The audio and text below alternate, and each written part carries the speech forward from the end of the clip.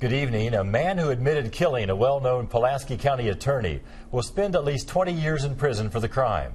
And in court today, the victim's wife called him a monster. This morning, a judge sentenced Clinton and Abnett for murder. He pleaded guilty but mentally ill for the shooting death of Mark Stanzianzo. But some in the courtroom said Stanzianzo died because the state's mental health system failed. Phil Pendleton was at today's sentencings. He tells us what Stanzianzo's family had to say about the crime. First on Fox.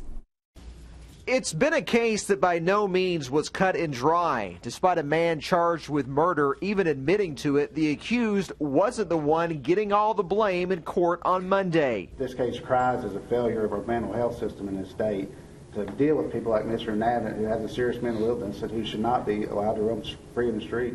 Yet that's what attorneys said happened on June 27th of last year when the well-known defense attorney was gunned down outside his Somerset law office. Which a year and a half before Mr. Abnett committed the thing he's going to get convicted of today, he was dropped from the system. While attorneys pointed the finger toward Abnett's mental health care, Stanziano's family appealed to the judge for justice. They're terrified.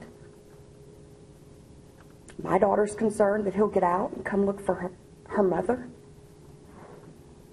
Put him away. The recommended sentence of 20 years for murder, 3 years for wanton endangerment was followed.